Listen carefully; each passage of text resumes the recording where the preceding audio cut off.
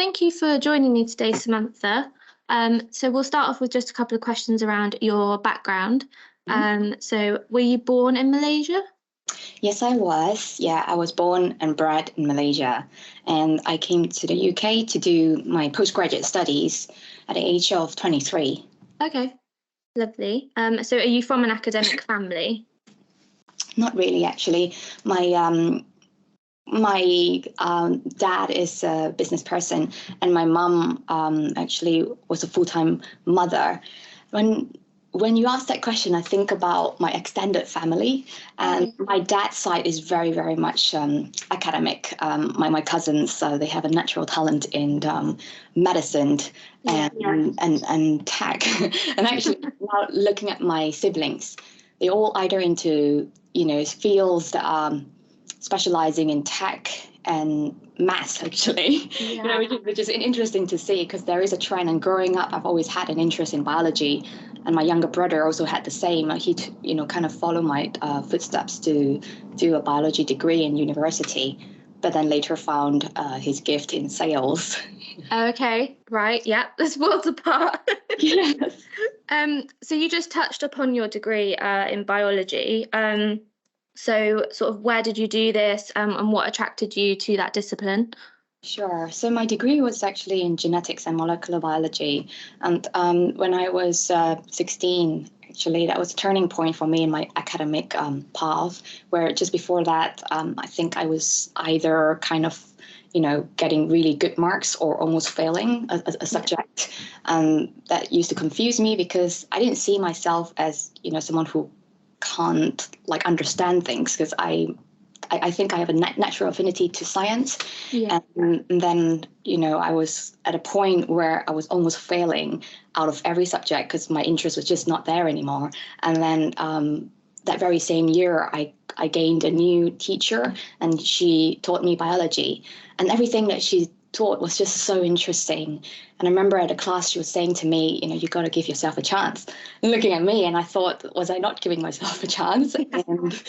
And just by her focusing that light on me kind of helped me think, oh, okay, actually, I could be good at this. So I focused on that, and then, studied to have this aim to become a cancer researcher, just because I was at the time reading a lot of stories about cancer survivors and how this impact their families. And so I thought, this could be an area where I could really see this tangible difference. So I thought in order to do that, I need to, study until a PhD level to become this researcher and maybe even specialize in medicine afterwards. And so that sort of set my path, to think that I need to go and get a degree in what became genetics. And this was all kind of because I followed my interests. At every step of my academic career, there was somebody that, like a mentor, that I gravitated to. And I think these people were so charismatic and so interested in their subject that they made their subjects interesting. Yeah. And I think for someone with undiagnosed ADHD, that was like bee to honey. So that's what I did. Okay. Brilliant. So you mentioned your PhD. When did you start and complete that, and what specifically was your research subject? So I started a year after I came to the UK, because I came to the UK to do a master's in cancer virology. Mm-hmm. Naturally, I was still looking into the field of cancer research, so I started at the Institute of Child Health in UCL doing childhood leukemia, and then that took 2.5 years before I got to the next step of my PhD, which was the second phase, which I took on a different subject called from childhood leukemia. I took on a different subject in cancer virology because I had a switch supervisor. Right. And finished that was actually quite difficult because my second supervisor also resigned. And then it took 5 years in total, I think, from start to finish. And that was a really difficult time, which I think at the end made me think, there's so much, issues in me trying to finish that PhD, which made me doubt myself. And a lot of it was to do with executive functioning, and focus on a subject when your interest has tapered off.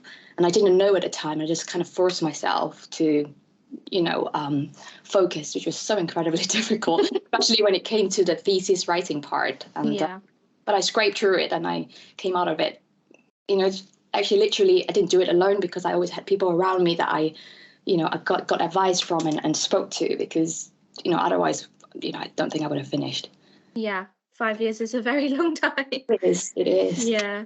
So what did you do after that? Did you stay in academia? No, I didn't. And that is because of what I call my education trauma. And if you can imagine, I kind of spent half of my life, actually, it wasn't even half. I finished at the age of 30. So it's only like 10, just like 11 years. Yeah. So yeah, most of my life studying. And then when I finished, I thought, I'm just going to try and learn about life now, because when you study and study and study, and life in the lab, as you can imagine, it's very kind of confined. You see the same type of people. And they're very comfortable kind of like people, academics. I think most of them are neurodivergent without knowing it. We have this like interest, and then we have this, focus on this subject, and it goes so deep and so wide. But then when I came out of my PhD, I decided that actually I really need to find something that really sparked me, light me up. So I explored across many different sectors that are creative. So I looked for creativity, because I felt like the education really kind of dampened that a bit, especially when it came to the writing the thesis bit. Yeah. So I became a writer, and then worked in healthcare communications. I did some work in front of camera, presenting and modeling, basically anything. Well, why not? At around that time, there was this book that came out, right? A 4-Hour Work Week. So I thought, actually, this is like a new way of thinking. But then a lot of people were looking at that book and think, could I really work 4 hours? Yeah. And I think I chose a career where, I was working those, kind of hours, and not every single day. So it was just a new way of doing things, and very unusual as well, in the kind of mainstream, because we were talking about this kind of, location independent work that you can do anywhere. So I started from then, but it was not common then to be a multi-hyphenate, right? Yeah. Like going back in 2011 to 20, or 2010, it was the time when, you used to put your head down, you follow one career path, you climb the ladder. But I didn't do that, and kind of always felt like different to other people. Yeah, I guess just sort of like even with myself as an example, when you go to university and when you're studying one thing, you almost feel like that's the one thing that you have to follow for the rest of your life, when that is not at all the case. Absolutely. Yeah, it's interesting. Very, very interesting, especially now when we are kind of having more of a gig economy mindset, and workplaces are more flexible, and which enables us to explore the other interests we have. Yeah, definitely. So you were diagnosed with ADHD at the age of 40. How come the diagnosis took so long? I suppose I was catching up with society's awareness. I came from a culture where mental health challenges basically didn't exist, and even though I had multiple huge transitions where I went to a dark place with my mental health, there was really no awareness among healthcare professionals, or even mainstream media, because neurodivergence was so stigmatized. And when the pandemic happened, there was this huge rise in the number of people, especially women, who were diagnosed with ADHD, and they talked about it. And that coincided with me turning 40. Yeah. And I thought, what is happening to my life? The pandemic is here. I just had a child. What am I going to do? Yeah. That was interesting. Yeah. So would you say that you're an atypical case of being diagnosed so late? No, it's so common now. Like, I form a community, through the work I do at ADHD Girls, and the number of women in the community who are in their 30s, late 30s, who found that the situation that they are in, maybe when they have to be responsible for other people as well, like children or getting into that stage where, whether it's like hormonal related, they froze their eggs and, go through the process where actually they found a huge change in their quality of life because hormones, as we know now, estrogen impacts the neurotransmitter that is available at a reduced level in the ADHD era.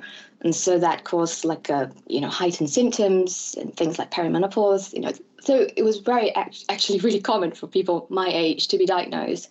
And I was explored it a bit more. Did you want me to go on? You can keep going. Okay.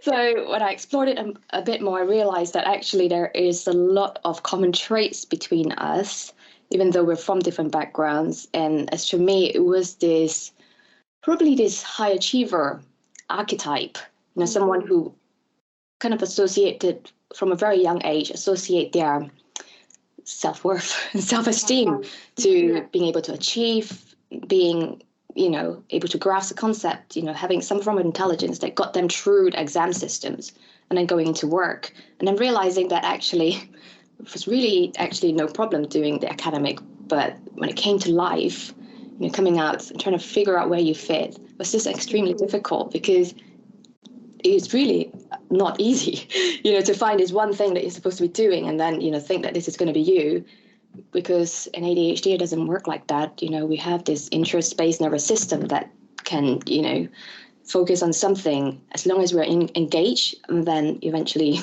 might want to focus on something else.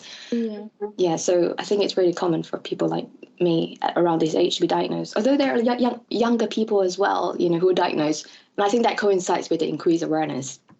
Yeah. So would you say, so for example, a lot of people might think that like an over-exuberant teenage boy, would get diagnosed with ADHD.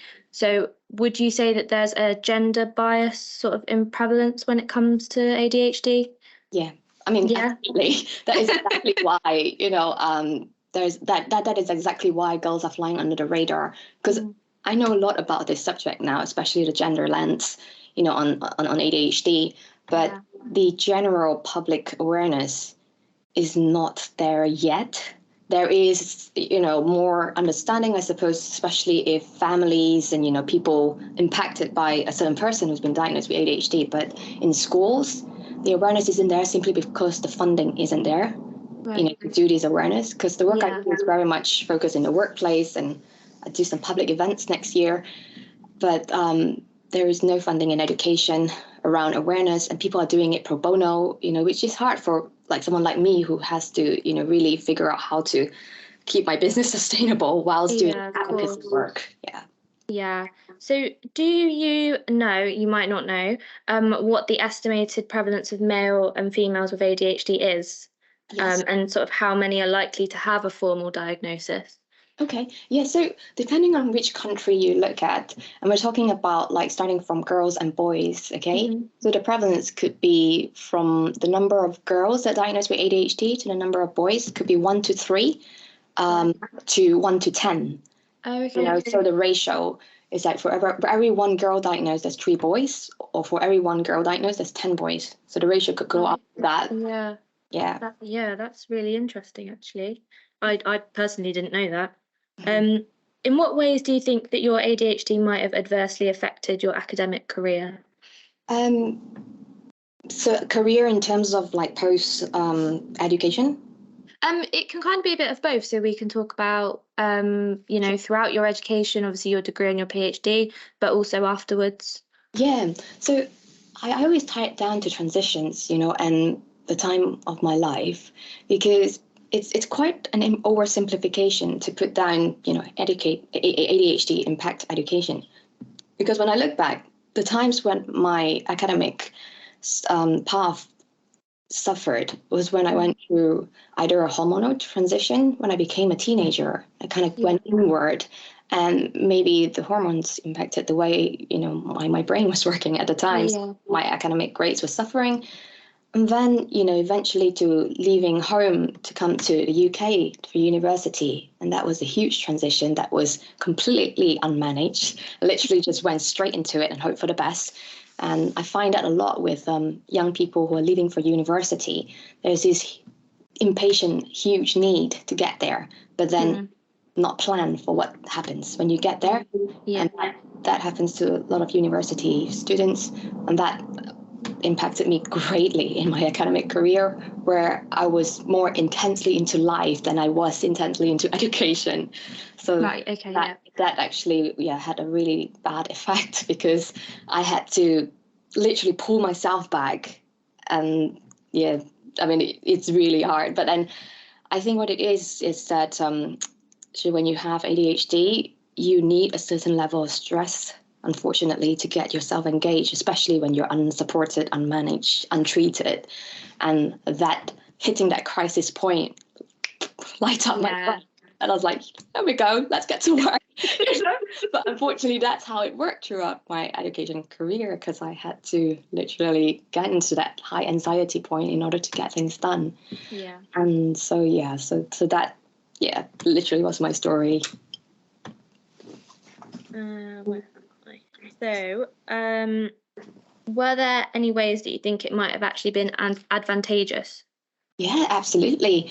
I think what it is advantageous in is that my neurodivergence, not just my ADHD,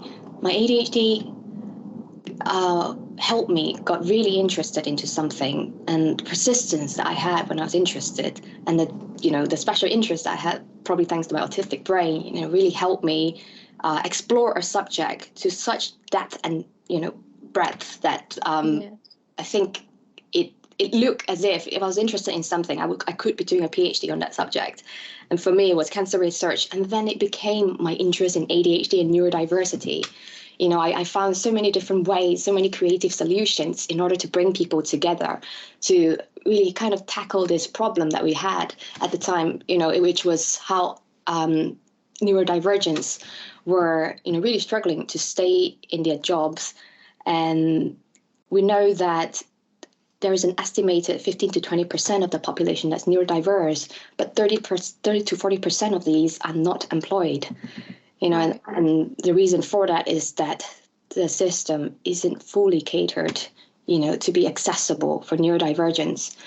And what tends to happen is that neurodivergents that are, when they get into a job, they want to really, get into the weeds, get engaged, want to prove themselves. Mm-hmm. And then that interest is like, at the beginning, it's like so high. And then you work like so hard because you want to, give so much. Yeah. And due to the negative messaging that you had before, you kind of feel like you have to double down on your effort. But then what tends to happen then afterwards is that you get burnt out. And then you need time to recover. And then you wonder what's going on with you, and then you find it hard then to get re-engaged. So I guess it's kind of like a constant cycle of that, I guess. Yeah, I call it the perfectionist burnout cycle. But then I was speaking to someone yesterday, and I said to her, I don't really think that I was ever a perfectionist. I was just working so hard just to make sure that it was to the level that I thought was okay. Yeah. And that was probably higher than, what the normal level would be for most people. Yeah. So you then formed the organisation ADHD Girls. So when did this start, and why did you decide to form this? Yeah, so basically started in 2020. And that was after, I did like some online tests, and I wanted to make a film about ADHD in women, because that was my place. I thought that, I could really kind of bring all the skills that I had from previous careers. And I started interviewing a lot of women with ADHD. That was where I started, because I thought, there was one story, every time you talk, it's your story. But then if I bring the stories of all the women that I come across, these are great stories, and women who live in different areas, places, and countries. And really, that was my research, into what is going on, why are we missed and flying under the radar all these years. And then, I thought, okay, I need to find a way to make this viable. So then I started interviewing people in the context of the workplace, because, the neurodiversity movement was starting to gain momentum then. So that was when, after several interviews, I realized actually we need to get together. We are too isolated. So I formed the ADHD Best Practice at Work conference, where I brought ADHDers in the world of work together. and really come up with solutions around recruitment, retention, how to increase our sense of belonging, and also looking into sectionality, which at the time, was still very much kind of like distinctly talked about in small pockets of places, but not actually brought to the main conversation. And so that really was a success, because I didn't realize how much people needed this. And I didn't really promote it that much, but I think I had over 150 people attend in the end. Yeah, so it was really good. We had a half-day conference and that happened. From then on, I just started doing a lot of trainings because there was a demand for it. And people wanted to know about neurodiversity. People wanted to know about female ADHD. And then also how this impact the workplace. And now I'm doing more talks about science of ADHD and what it's like to live with this neurodiverse experience along with other neurodivergence and being diagnosed later in life, because there is a huge rise and increase. Like for autism, in the last 10 years, there was an increase of 787% that was diagnosed with autism, whereas for women with ADHD, the last 2 years, from 2019 to 2021, there's been a rise of 3,200% in the number of women who took an online test to see if they have ADHD. So the percentage that I talked about before, 15 to 20% of neurodiverse people in the population, I think that's grossly underrepresented. That will only increase as I think people are grappling to understand, why do I have mental health challenges? And these are not just day to day, they persist over time. Yeah. So it's been like a huge realization for a lot of people that leads to many, many changes in their lives. Yeah, I guess it's a good platform for people to have, to be able to, you mentioned these online tests. Do you think that people are using those more than they would perhaps maybe go and actually see like a professional? Yeah, so these online tests are literally the first place, people would go to check, right, if they're at home and they just read a story. And this is the online test I was referring to is one by Clinical Partners. It's very easy to do. And I think it's built on the pre-assessment rating scales that you get when you go to the GP, the set of 16 questions. Is it 16 or 18? So the sets of questions that tell you whether or not you fulfill the threshold to get referred onto specialist assessment. But that rating scale is very much gender biased.